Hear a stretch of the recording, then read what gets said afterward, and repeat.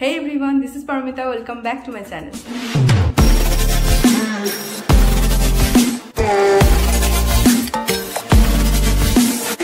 Thumbnail আর title থেকে তো তোমরা বুঝেই গেছো যে আজকে আমি কি বানাতে চলেছি আর ভিডিওটা কি রিলেটেড হতে চলেছে।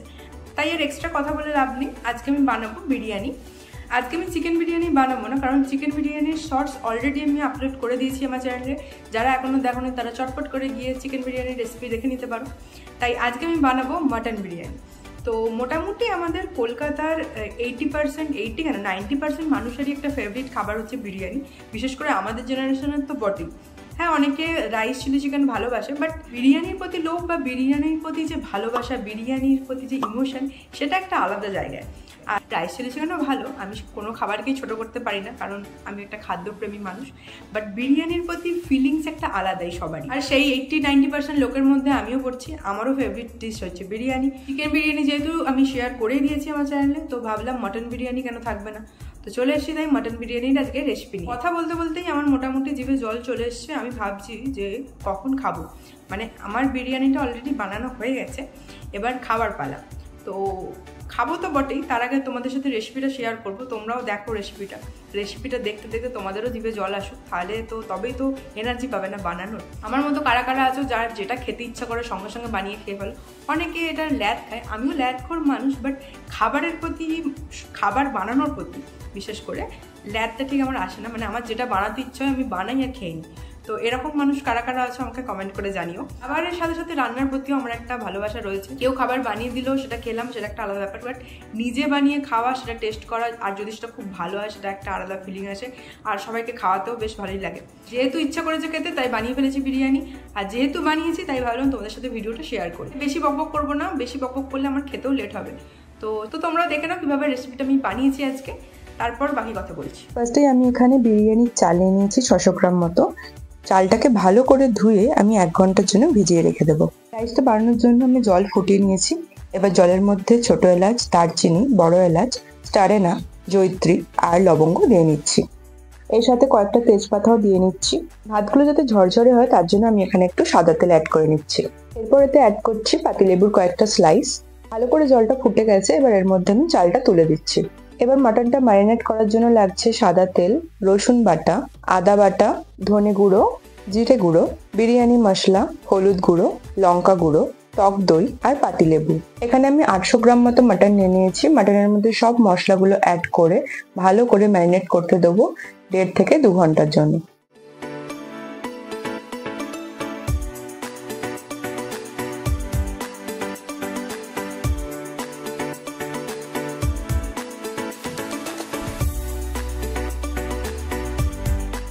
মাটনটা যতক্ষণ ম্যারিনেট করা হবে তত বেশি মাটনটা সেদ্ধ হবে আর তাতে টেস্টটাও ভালো আসবে।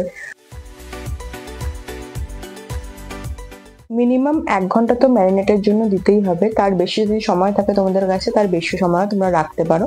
আমি এখানে 1.5 ঘন্টা মতো ম্যারিনেটের জন্য রেখেছি। এখানে ভাতটা প্রায় হয়ে এসছে, বেশি সেদ্ধ করবো না, এটা মোটামুটি ঝুরো ঝুরো রাখতে হবে। তাই এবার নামিয়ে নেব। এবার বানাবো বেরেস্তা। তো বেরেস্তার জন্য আমি এখানে পেঁয়াজ কুচি করে রেখেছি। এবার পেঁয়াজগুলোকে ভেজে নেব সাদা তেল দিয়ে।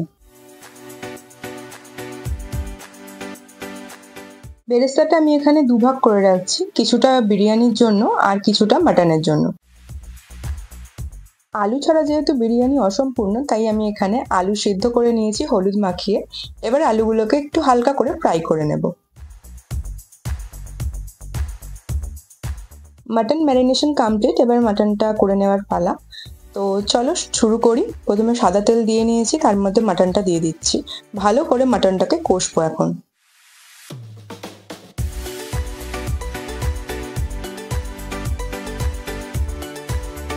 কিছুটা কষে নেওয়ার পর মাটনের জন্য তুলে রাখা বেরেস্তাটা উপর থেকে ছড়িয়ে দিচ্ছি। এবার এটাকে মিশিয়ে নেবো এর সাথে।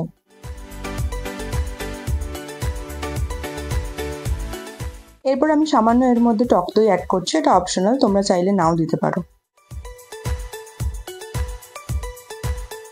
মোটামুটি কষা হয়ে গেছে, এবার এর মধ্যে সামান্য পরিমাণে জল অ্যাড করে নিচ্ছি। আরও কিছুক্ষণ কষিয়ে নেওয়ার পর এবার সিদ্ধ করার জন্য আমি মাংসটা প্রেসার কুকারে দিয়ে নিই। তোমরা চাইলে কড়াতেও সিদ্ধ করে নিতে পারো। বিরিয়ানির লেয়ার বানানোর জন্য আমি এখানে নিয়ে নিয়েছি চিনি, নুন, 1/2 কাপ মতো দুধ, খোয়া ক্ষীর, বিরিয়ানি মশলা, ঘি, দুধের সাথে আমি এখানে কেওড়া জল, গোলাপ জল আর আতরটা মিশিয়ে নিচ্ছি। এটা তোমরা পরিমাণ মতো দিও, যে যেরকম স্মেল পছন্দ করো সেই মতো দিতে পারো। কেশর আমার কাছে অ্যাভেলেবেল ছিল না, তাই আমি এখানে অল্প একটু কালার মিশিয়ে নিচ্ছি। এবার পালার লেয়ারিংয়ে। তো লেয়ারিংটা তোমরা তোমাদের পছন্দ মতো করেও করতে পারো। আমি এখানে ফার্স্টে একটু ঘি দিয়ে নিচ্ছি। ঘিয়ের উপরে আমি কয়েকটা তেজপাতা বিছিয়ে নিচ্ছি, যাতে নিচেটা ধরে যাওয়ার কোনো চান্স না থাকে। এরপর মাটনের গ্রেভি থেকে আমি ওপরের অংশটা তুলে নিয়ে এখানে দিয়ে দিচ্ছি। অ্যাড করছি আলু। আলুর ওপর অল্প পরিমাণে একটু ভাত ছড়িয়ে দিচ্ছি। ছড়িয়ে দেওয়ার পরে এখানে আমি 3-4 পিস মতো মাটনের একটা লেয়ার করছি। এরপর দিয়ে নিচ্ছি বেরেস্তা। এবার ভাতের একটা লেয়ার দেবো, এই লেয়ারটা একটু চওড়া করেই দেবো। অ্যাড করে নিচ্ছি দুধের মিক্সচারটা। এরপর খোয়া ক্ষীরটা গুঁড়ো করে দিয়ে দিচ্ছি। তারপরে বিরিয়ানি মশলাটা দিয়ে দিচ্ছি ভালোভাবে, একটু বেশি করে দিচ্ছি। তারপর দিয়ে নিচ্ছি চিনি। এরপর ওপর থেকে একটু নুন ছড়িয়ে নিলাম। তারপর আবার ওপর থেকে একটু বেরেস্তা ছড়িয়ে দিলাম। এই সেম প্রসেসটা আমি আবার রিপিট করছি, তো তোমরা দেখতে থাকো। চিনি আর নুনটা তোমরা টেস্ট অনুযায়ী দিও, তোমাদের ইচ্ছা মতো। এরপর সিদ্ধ করে রাখা খোসা ছাড়ানো ডিমগুলো এখানে দিয়ে দিচ্ছি, আর তার সাথে দিচ্ছি 1 টেবিল স্পুন মতো বাটার। লেয়ারিং করা কমপ্লিট। এবার আমি এটাকে চাপা দিয়ে ভাপে বসাবো 15 মিনিটের জন্য। তো আমি নিচে একটা চাটু দিয়ে নিয়েছি। চাটুটা হচ্ছে সাবধানতা বজায় রাখার জন্য, যাতে ধরে না যায় কোনোভাবে। হাঁড়ির মুখটা কোনো ভেজা কাপড় বা আটা দিয়ে তোমরা সিল করে দিও। 15 মিনিট কমপ্লিট। এবার সার্ভ করে নেব।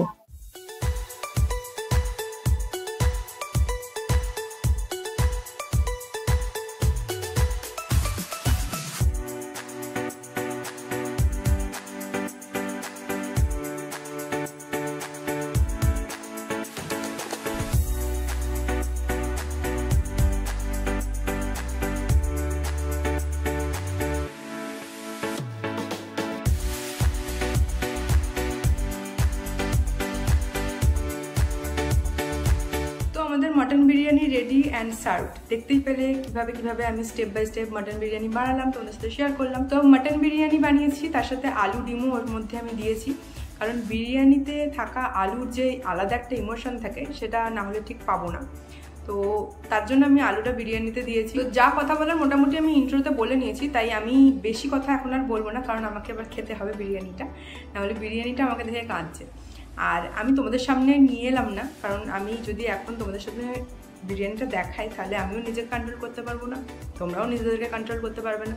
তো এটা খারাপ ব্যাপার হবে না, তাই আমি বিরিয়ানিটা নিয়ে আসিনি, পুরোটাই তোমাদের সাথে শেয়ার করলাম, দেখালাম কীভাবে বানিয়েছি না বানিয়েছি। তো তোমরাও বাড়িতে বানিও বিরিয়ানিটা, আর আমাকে জানিও কমেন্ট করে কেমন হয়েছে। সামনেই দোল আসছে, দোলেতে বানাতেই পারো। দোলেতে মোটামুটি ছুটি থাকে সবার, বা যে কোনো সানডেতে বানাতেই পারো। এখনও সেভাবে গরম পড়েনি, তাই এখনও আপাতত খাওয়া যেতে পারে। এরপর গরম পড়ে যাবে, তখন না খাই ভালো, বেশি অয়েলি খাবার। তো এখন বানিয়ে চটপট করে খেয়ে ফেলো, আর আমাকে রিভিউ দিয়ে যেও আমার চ্যানেলে এসে কেমন হয়েছে। তো আর কথা বলবো না বেশি, এবার আমাকে ডাকছে বিরিয়ানি। তোমাদের সামনে এনে একটা কারণেই আরও বসলাম না বা খাবো না তোমাদের সামনে, কারণ তোমরা লোভ দিলে আমারও তো পেট খারাপ হবে, তাই না? তাই আমি সেই রিস্কটা নিতে পারছি না। ভিডিও শেষ করেই বিরিয়ানির প্লেটে হামলে পড়বো। আজকের ভিডিওটা কেমন লাগলো অবশ্যই আমাকে কমেন্ট করে জানিও। ভিডিওটা ভালো লাগলে অবশ্যই একটা লাইক করে দিও। নিজেদের ফ্রেন্ডস অ্যান্ড ফ্যামিলির সাথে ভিডিওটা শেয়ার করো। বিশেষ করে যারা বিরিয়ানির লাভার আছে তাদের সাথে তো শেয়ার অবশ্যই করবে, আর তাদেরকেও বলো আমার এই রেসিপিটা বাড়িতে ট্রাই করতে। আর যারা আমার চ্যানেলে নতুন, তারা চ্যানেলটিকে সাবস্ক্রাইব করে দিও, সাথে পাশে থাকা বেল আইকনটা অন করে দিও, যাতে তোমরা অল নোটিফিকেশন টাইমলি পেয়ে যাও। তো আজকের ভিডিও এতটাই, দেখা হবে নেক্সট ভিডিওতে। টাটা।